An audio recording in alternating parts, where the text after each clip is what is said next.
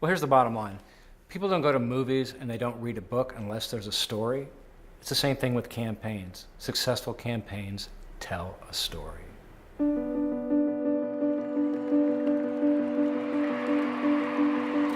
The stakes of telling a good story in politics are winning or losing.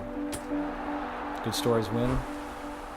Campaigns without a story lose. Over the last 30 years, I've been the lead media strategist for hundreds of political campaigns. For Democrats and Republicans, helping them communicate in a way that was persuasive. I spent a lot of time studying what voters are looking for, and the fundamental thing I've learned is that great storytelling is not about ideology. Great storytelling is great storytelling.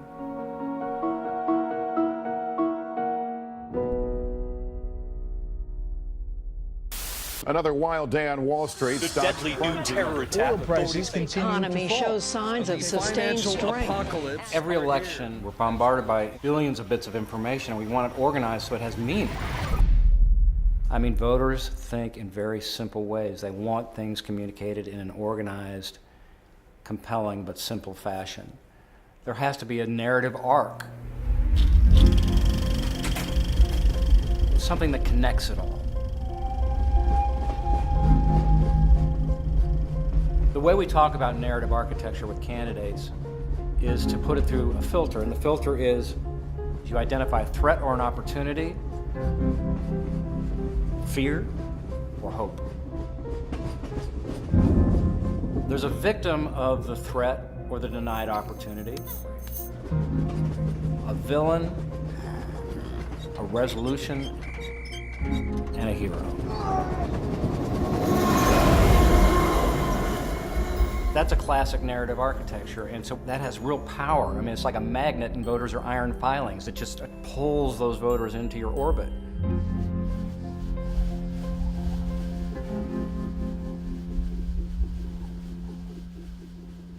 I was the lead media strategist for the Bush presidential campaigns in 2000 and 2004, and the conventional wisdom in both cases was that he was going to lose.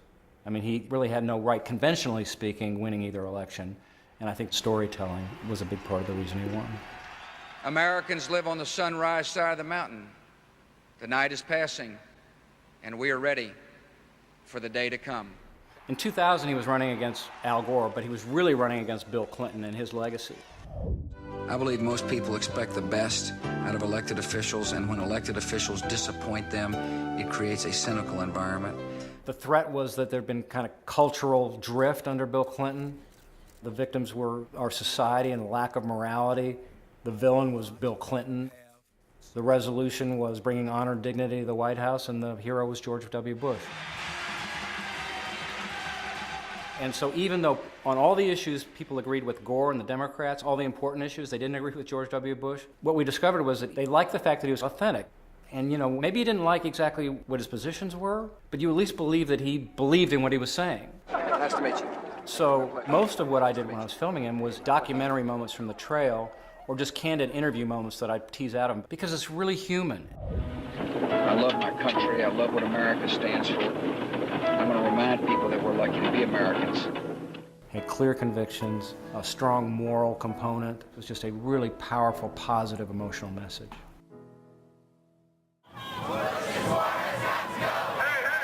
In 2004, less than 50% of America liked George W. Bush or his policies, and so we had a real challenge. Like, how do we get above 51%?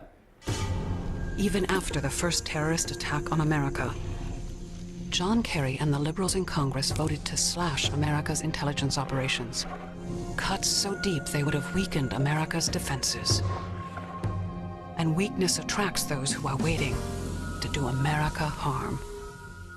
People respond to fear because it plays on people's emotions and the things that they worry about most.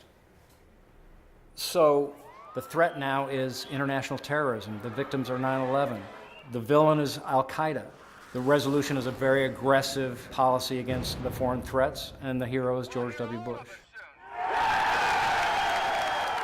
That's what our campaigns are all about. They're about one or two things: fear or hope. You came here because you believe in what this country can be.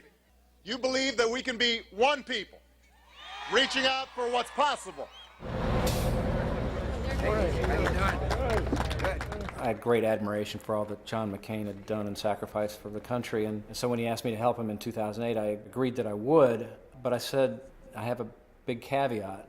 And he said, what is it? And I said, well, there's this guy Barack Obama who's running in the Democratic primary, and nobody thinks he's going to win, but if he does win the nomination and you win the nomination, I would be uncomfortable staying around for the general election because I think his candidacy is good for the country. I disagree with his politics, but I think he's a good man, and I don't want to be the person leading the attack against him.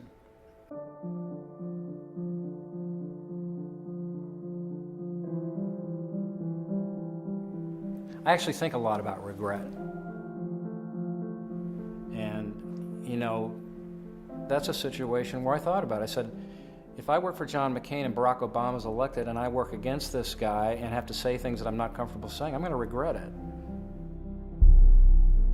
So I stepped out of the general election, and I'm glad that I did ultimately.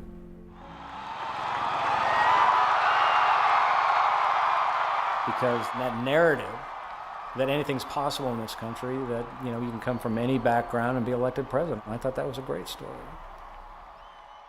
Welcome to this Republican presidential debate of the 2016 campaign. I stepped away from presidential campaigns because I've been through the human microwave too many times and I got really crispy. Hillary Clinton created ISIS with Obama. He is becoming ISIS's best recruiter. He's a radical ideologue. I think you have a pathological liar there.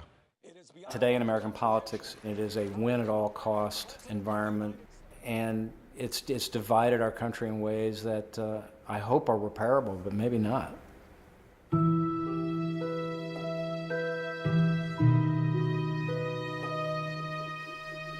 There's no question that people can be seduced by story.